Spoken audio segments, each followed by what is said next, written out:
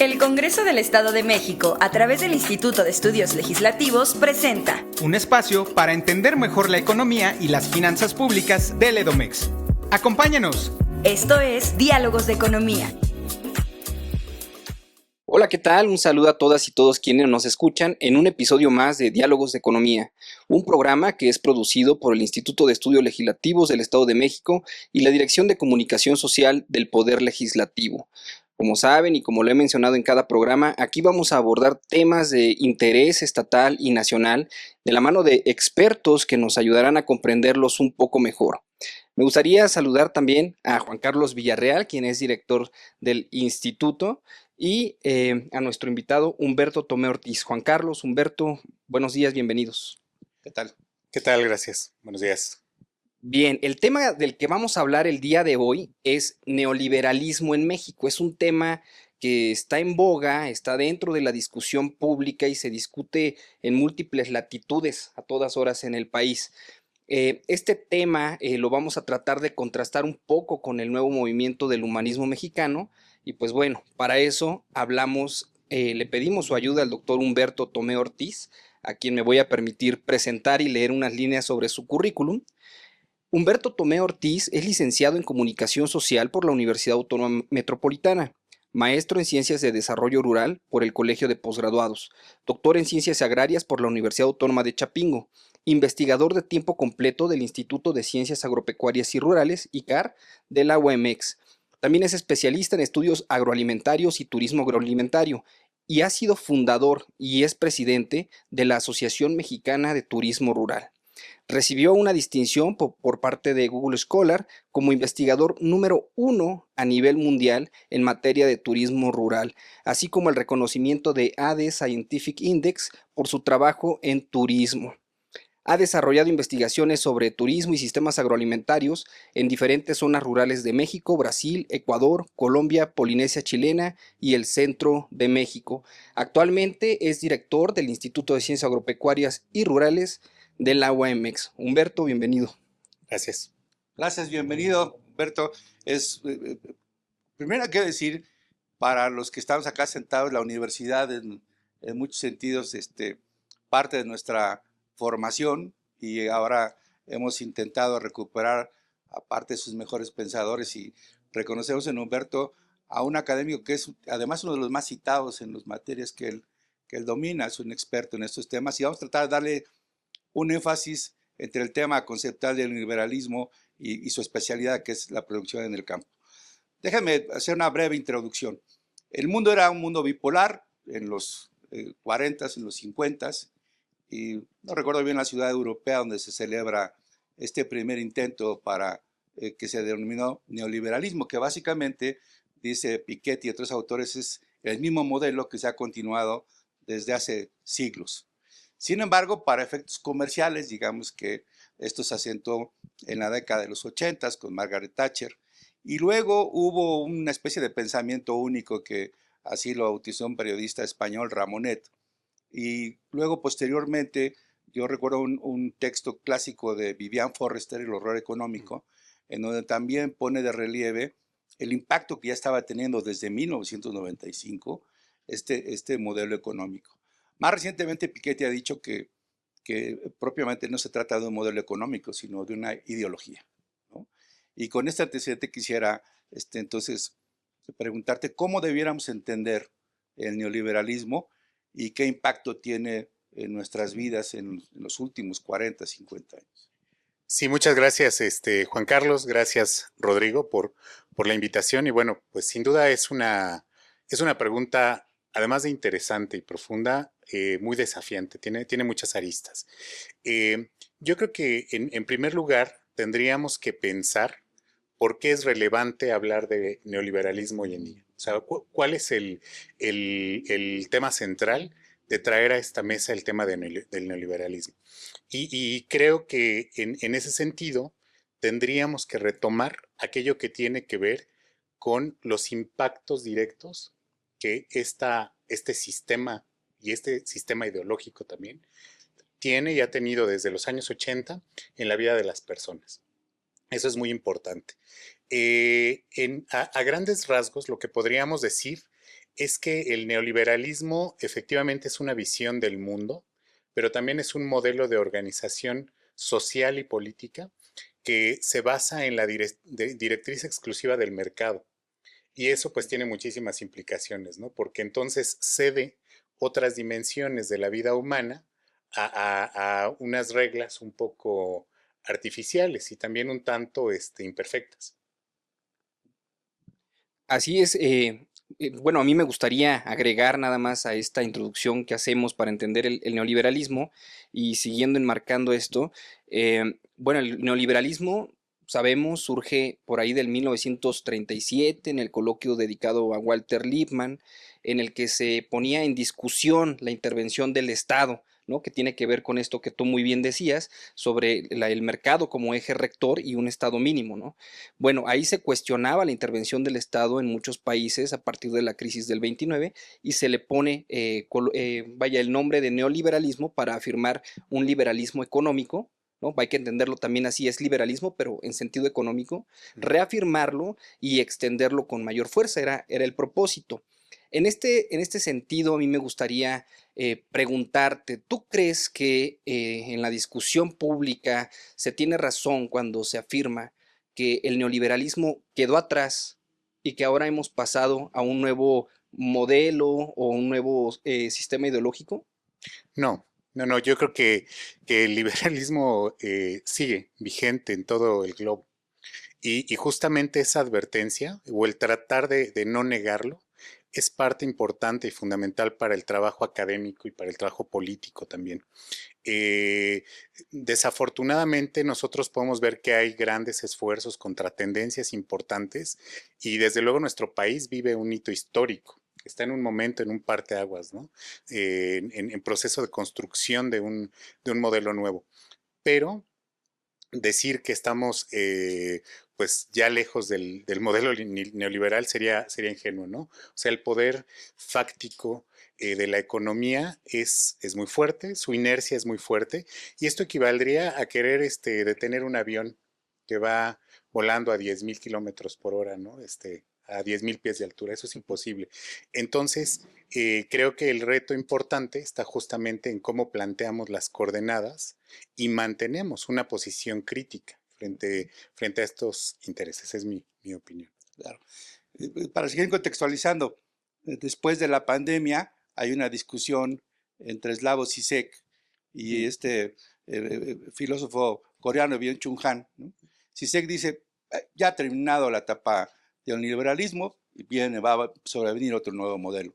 Y Byung-Chul Han dice, a ver, hay que replantear la pregunta, porque ¿qué va a venir? Algo que todavía no conocemos, o va a venir el modelo tipo economía de Estado como lo tiene China, ¿no? Y para planteárselos a quienes nos van a seguir en estos días, quienes están atentos del programa, digamos que estamos inmersos ahorita en una disputa justamente de este tipo, ¿no? De carácter ideológico.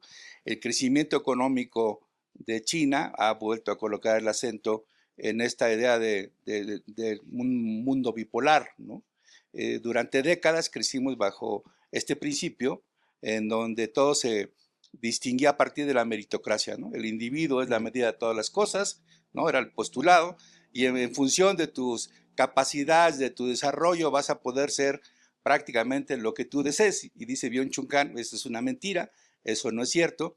Y ahora lo estamos viendo los últimos años, quizá desde 2003 para acá, en donde cada determinado tiempo van cayendo gobiernos que impulsaron este modelo y están arribando un nuevo tipo de liderazgos, pero en cierta medida, y ahí voy a construir la pregunta, en cierta medida es ese episodio donde todavía no salimos de aquel modelo, no va a ser fácil porque ha sido construido por siglos y probablemente con más énfasis en las últimas décadas, pero tampoco tenemos otro modelo construido que ofrezca salidas, particularmente, porque también hay que decirlo, el modelo neoliberal fracasó en buena parte del mundo, pero en algunas economías y en algunos países ha generado desarrollo. Y ahí sería la pregunta, ¿por qué en México no sucedió lo mismo que otras economías que en las últimas 4 o 5 décadas crecieron y a nosotros nos fue bien con este modelo? Sí, es una gran pregunta. Yo diría que en México hubo un neoliberalismo a la mexicana. Sí. tristemente, ¿no? Y entonces este neoliberalismo, que para nadie es un secreto además, ¿no? Estaba impulsado pues desde afuera, desde los intereses del norte, desde luego, y con pues ideólogos muy bien formados en sus universidades, tecnócratas, que venían a aplicar paquetes. No solamente el caso de México, ¿no? Yo creo que esto lo podemos extrapolar a otras economías en Latinoamérica. Y lo que ocurrió es que en realidad eran como estos países periféricos del sur, como el caso de México, resultaron una especie de enclaves que cumplían funciones específicas para las economías que sí se verían beneficiadas más adelante. Esto, por ejemplo, en el caso de lo que hacemos en el instituto, se puede ver claramente, ¿no? ¿Qué pasó después de los años 80 con los pequeños productores campesinos de alimentos? Pues no podían tener competitividad porque no mostraban, digamos, un avance en materia tecnológica, porque el gobierno no tenía programas tampoco de apoyo a la pequeña producción, y eso se repitió en muchos campos, pues del sector productivo, no solo primario. Entonces creo que eso es parte de lo que hizo que el modelo no sea funcional. Es decir, que ese neoliberalismo no tendría en cierta manera una interpretación acorde a la propia realidad de nuestro país. Fíjate que me llama la atención esto que mencionas de el pequeño productor, ¿no? Pero también de toda la masa social que ha quedado desfavorecida. Ujú. Dentro del neoliberalismo, sus preceptos básicos son tres, ¿no? Una, garantizar la libertad económica y del mercado. Dos, hacer un marco legal, un marco institucional que facilite esa libertad económica.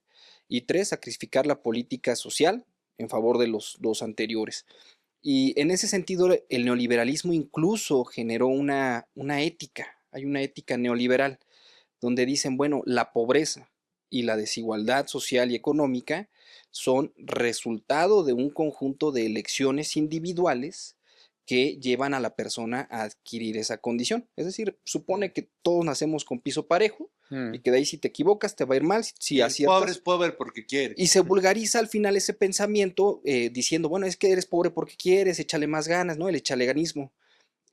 Pero bueno, la realidad es que esos son los preceptos. Y entonces, corregir la pobreza, corregir la desigualdad es visto incluso como, dirían por ahí, un acto inmoral. Hay quienes dicen, como Enrique Dussel Ambrosini, que es un pecado, ¿no? Porque Mm. ¿cómo te atreves a corregir al relojero perfecto que está en todas partes, omnipotente, omnisciente y demás, ¿no? Entonces, yo te quiero preguntar en este sentido, ¿cuáles son los estragos sociales, económicos, que el neoliberalismo dejó tras su paso por México? Pues yo creo que son incontables los impactos negativos que el modelo neoliberal ha tenido en nuestro país.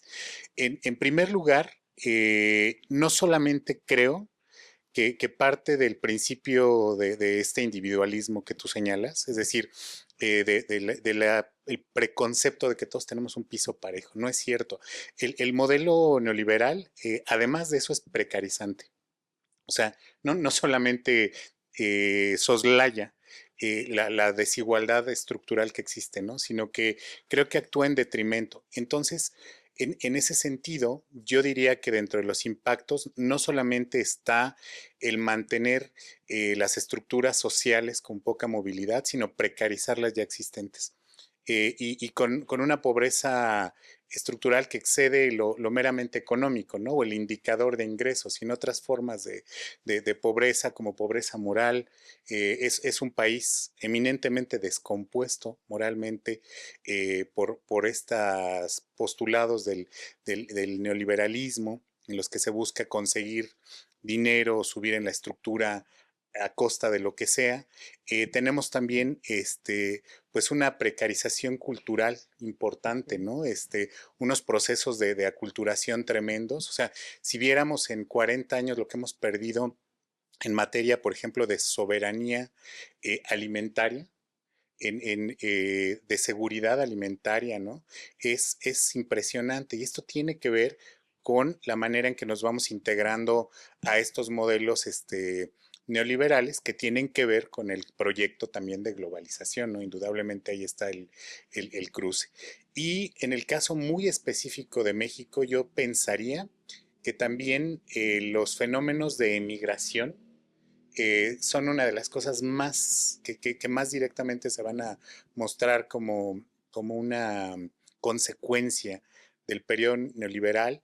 eh, y desde luego también me parece que la violencia estructural es uno de los grandes efectos.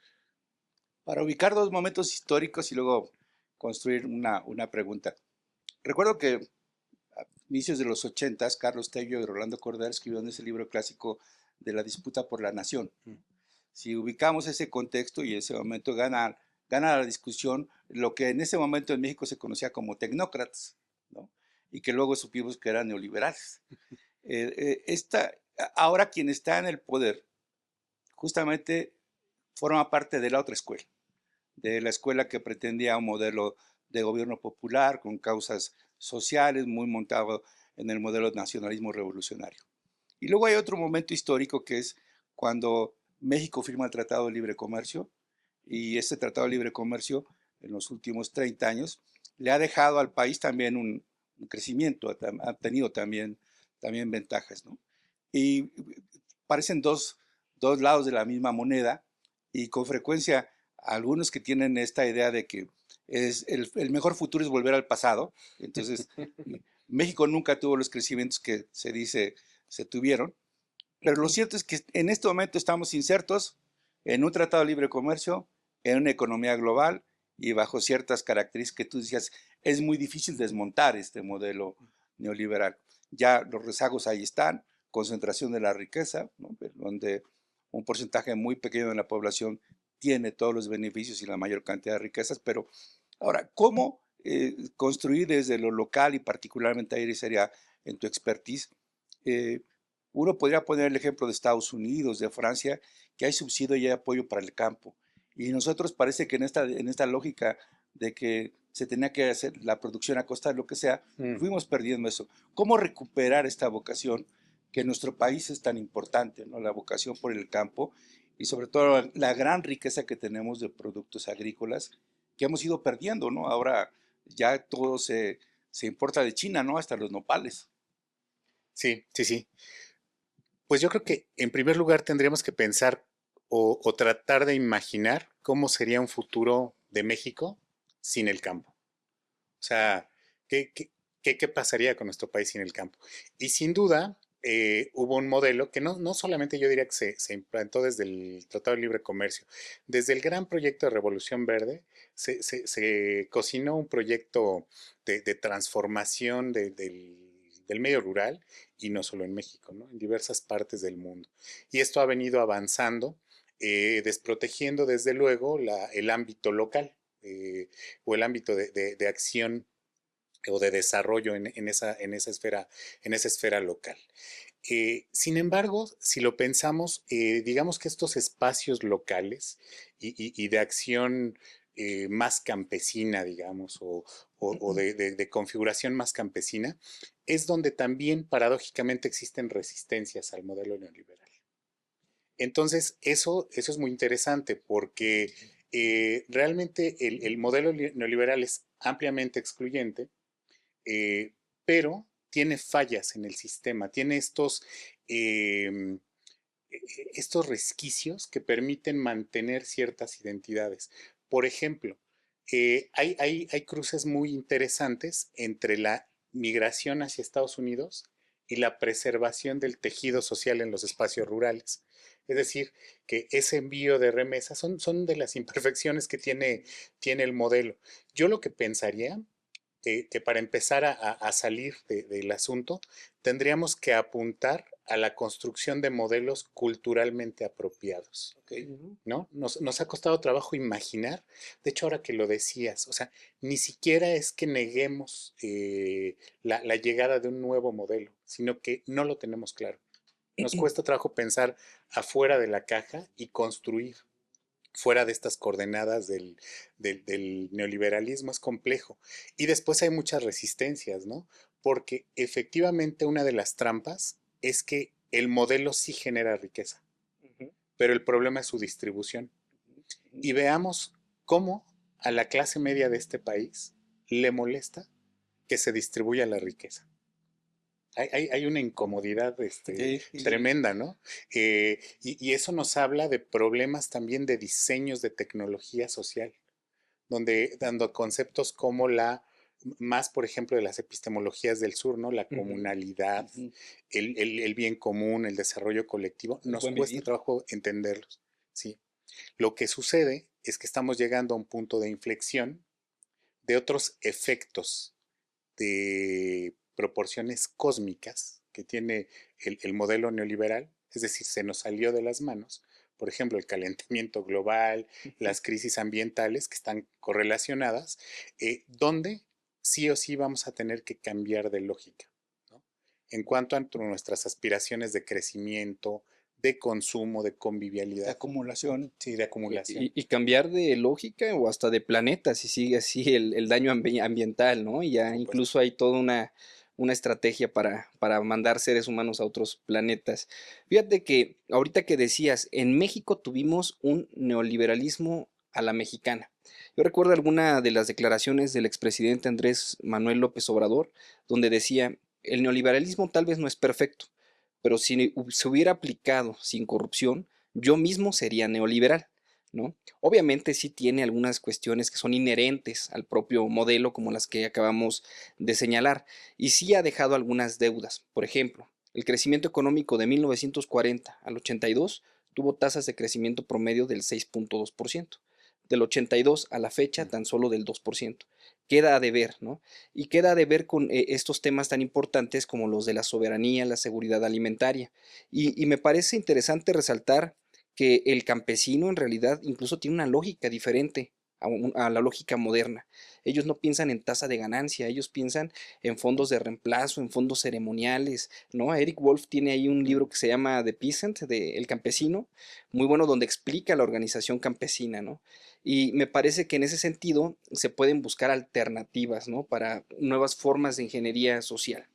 La pregunta que te quiero hacer relacionada con los campesinos, con el campo y este tema de la soberanía y la seguridad alimentaria es, ¿cuál es la importancia de la actual política federal por rescatar esa soberanía y esa seguridad alimentaria en México? Es un tema de seguridad nacional. O sea, estamos hablando de nuestra alimentación, ¿no? Y además creo que es un tema que en el debate de fondo tendría que ver también con poner focos rojos sobre los mecanismos de biocontrol que el propio sistema económico ha generado. O sea, esta transformación de las dietas, por ejemplo, porque todo el mundo hablamos del campesino y del productor, pero ¿qué hay en la otra parte? ¿Quién consume? ¿Quién está comprando estos alimentos, ¿no? ¿Cómo vamos a rescatar maíces nativos si el porcentaje de personas que comen esos maíces en tortillas, en diferentes guisados, es una porción muy pequeña? Entonces hablamos de un cambio estructural y de un cambio estructural que tiene que ver con las interconexiones entre el campo y la ciudad, o sea, las conexiones urbano-rural. Porque, pues obviamente tenemos una sociedad que si tú observas el comportamiento demográfico, cómo ha decrecido la sociedad rural frente a la urbana, hay un desbalance importante en el consumo. Y desde luego creo que también, bien lo señalas, habría que entender que la lógica económica en el campo es diferente, aunque para mí el planteamiento de Wolf en este momento sería anacrónico totalmente, ¿no?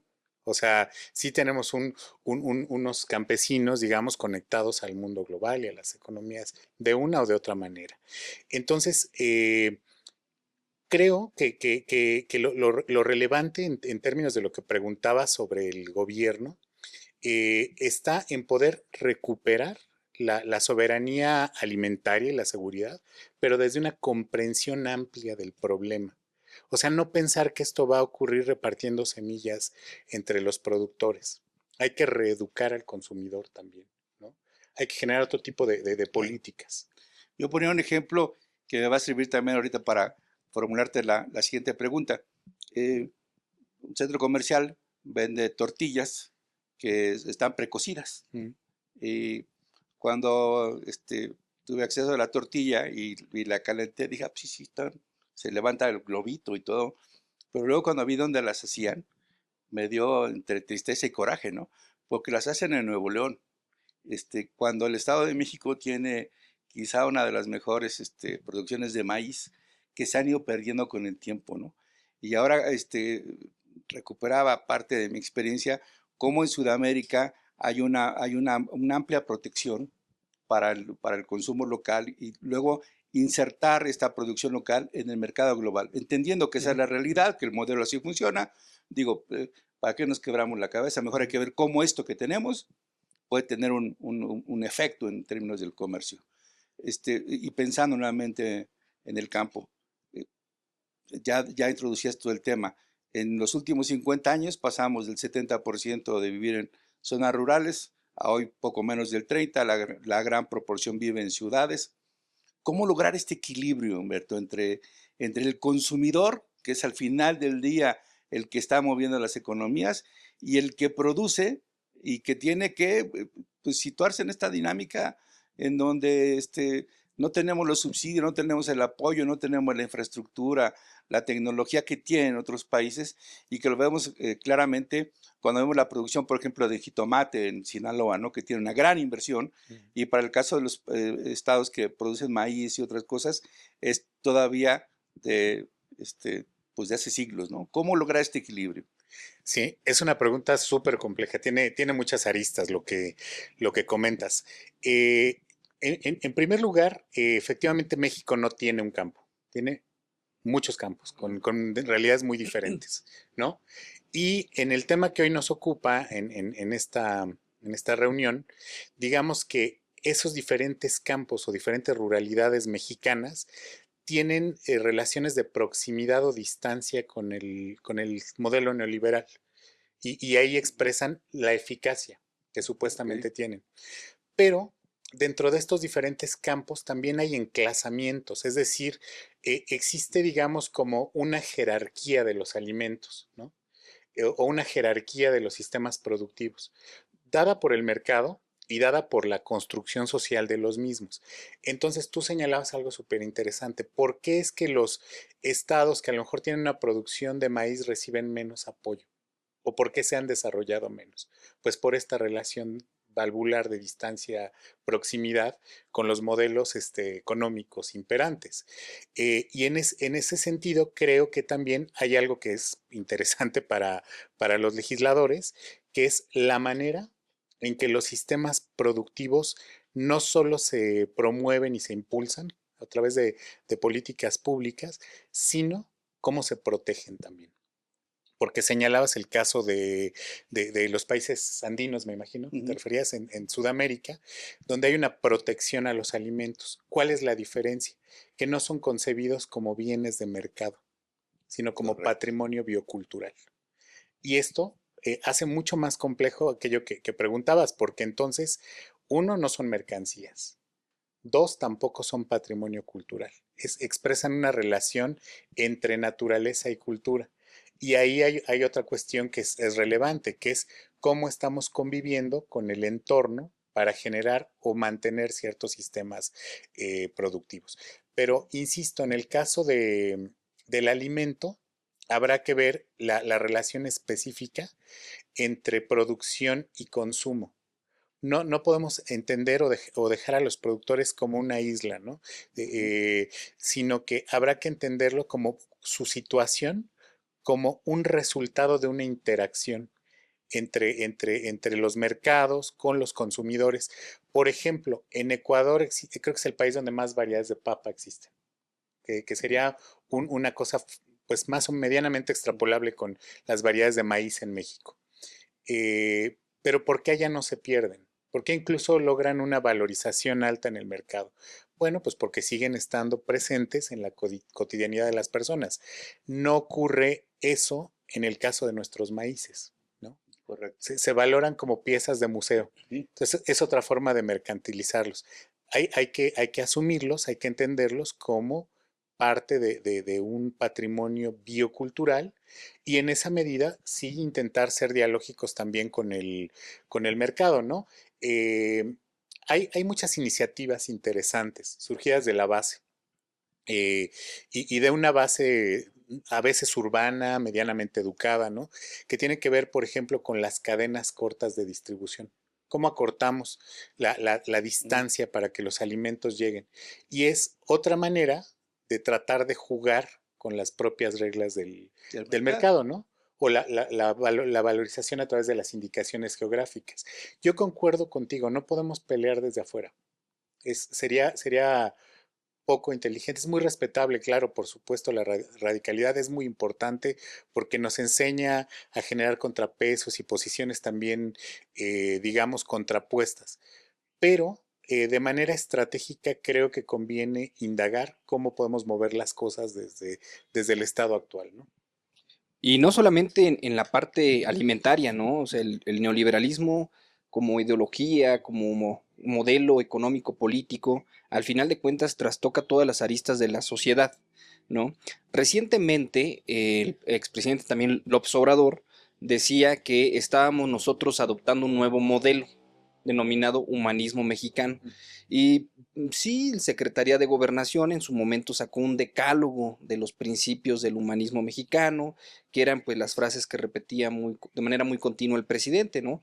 Por el bien de todos, primero los pobres, no robar, no mentir, no traicionar al pobre, prosperidad compartida, etcétera, ¿no? Sin embargo, de pronto cuesta trabajo definir de manera concreta en qué consiste el modelo del humanismo mexicano. Y ahí es donde viene la pregunta que te quiero hacer. ¿Qué características crees que deba tener el nuevo modelo, ya sea humanismo mexicano o un modelo post-neoliberal, O de economía moral, como le o digo de decir economía, también propio, ¿no? o de Sí. economía moral, qué modelos, qué principios adicionales a los que mencionaba el expresidente y ahora la presidenta Sheinbaum debe tener y cómo los pudiéramos ver aplicados a nivel nacional y en el Estado de México? Sí, los principios que debería tener un nuevo modelo, ya sea de humanismo mexicano, posneoliberal o de Economía economía moral. moral, eh, tendrían que partir de una reflexión profunda sobre aquello que generó el neoliberalismo, de entender el desencanto social que hay frente al neoliberalismo. Y miren, a mí particularmente, como universitario, me preocupan mucho nuestros jóvenes. Están muy molestos, con justa razón. El movimiento que ¿No? tenemos actualmente Sí, sí, sí. O sea, es un y, ejemplo. y que no es aquí, está en Sí. muchas partes del país, está en el sentir, claro, porque hay una gran frustración, hay un gran malestar por la propia situación ambiental, por la descomposición social, por la falta de oportunidades económicas. Y esto tiene que ver con algunas promesas incumplidas por el modelo neoliberal, ¿no? Por ejemplo, la repartición de la riqueza. ¿Cuándo? No nos avisaron, ¿no? Las fallas que ha tenido respecto al crecimiento sostenido y la relación con el ambiente. La, la cuestión de la descomposición social. Entonces creo que este nuevo modelo tendría que fundarse precisamente en esas deudas que el modelo neoliberal tiene con la gente y además con una visión de futuro. Este modelo debe estar hecho para los jóvenes y para los niños, no para nosotros, ¿no? Entonces, de repente creo que fallamos en ese sentido, porque si seguimos ese principio, tendríamos que construir ese modelo con quienes van a ser agentes del mismo, de la mano de ellos. Fíjense que yo he tenido acceso, porque tengo un hijo adolescente, a los contenidos del bachillerato de la nueva escuela mexicana. Y me parecen muy correctos, muy interesantes. El problema es que no sé si los profesores tengan el bagaje para transmitir esa profundidad. Si hayan tenido el tiempo, la habilidad, la formación, porque de que hay principios interesantes. Y desde luego que tendríamos que incluir, pues sí, una dimensión ética y moral, y digo ética y moral, no ética o moral, de etos y mores, ¿no?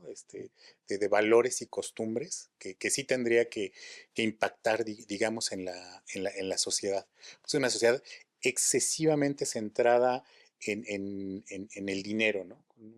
Una fijación un tanto absurda. Y desde luego creo que algo que nos falta también recuperar y replantear es la perspectiva del bien colectivo en estos modelos. O sea, el siglo XXI nos ha anunciado desde su segunda década, con un duro golpe que le asestó a la humanidad, que el individualismo no va más, pero nos cuesta entenderlo, ¿no? Seguimos tratando de construir ese tipo de perfiles, de trayectorias meritocráticas. Eso no existe más, sino un modelo, digamos, más colectivo.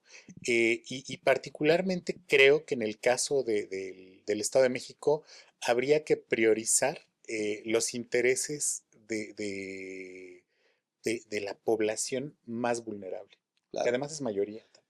Déjame platicar una anécdota que sirve de reflexión para lo que acabas de señalar y quisiera yo aterrizar con nuestros seguidores. Yo aprendí que algo estaba cambiando hace algunos años cuando una de mis compañeras estábamos haciendo encuestas en un trabajo anterior como consultoría y teníamos mucho trabajo los fines de semana. Entonces le dije, oye, no vayas, sí va a ir a un trabajo estos de techo, ¿no? Que ayudan a las personas de escasos recursos a construir un cuarto donde se pueden vivir, ¿no? Y entonces, quédate, aquí vas a ganar más dinero, vas a tener... Y la respuesta se me quedó muy marcada porque me dijo, a ver, maestro, no, en la vida no todo es dinero. A mí me nace ayudar. Yo quiero ayudar y eso no lo voy a cambiar. Y a mí me impactó, ¿no? Porque yo vengo de una cultura en donde pues, te enseñan, ¿no? Que tienes que estudiar para conseguir trabajo, trabajar para mejorar tu condición de vida, mejorar tu condición de vida para hacer una familia, tener una familia para adquirir un bien, y luego esa es la medida del éxito, ¿no? Y para esta nueva generación, volcándose a lo que decías de los jóvenes, ahí cambió estos patrones culturales y de consumo. Para una reflexión final, porque ya estamos en la parte final de la entrevista, si tú tuvieras que hacerle 3, 4 recomendaciones a tu hijo que es adolescente para ayudarlo a que cambie este modelo, ¿qué le recomendarías? Yo le recomendaría, en primer lugar, que tuviera como su bien más preciado la experiencia de vida, no las cosas, no las posiciones sociales, o sea, sino un poco en esta visión de Ítaca, ¿no? Que disfrute el viaje, no se plantee el destino y que lo entienda. Creo que hemos perdido esa, o sea, una de las cosas que nos ha quitado el modelo neoliberal es esta naturaleza profundamente humana, ¿no? Nos ha alienado. Eh, y desde ahí también le recomendaría que sea muy cuidadoso con la selección de las ideas que compra y que asume, ¿no?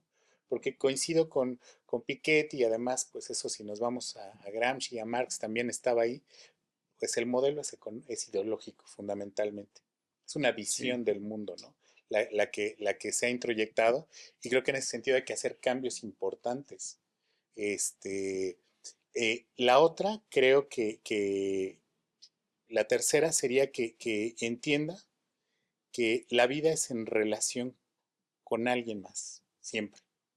No se trata de un asunto personal o individualista. Es una relación con alguien más o con algo más, incluso con formas de vida no humanas, ¿no? Que es otra cosa que ha trastocado también el modelo neoliberal. No solamente nos ha violentado a los sujetos humanos, sino a otro tipo de agentes.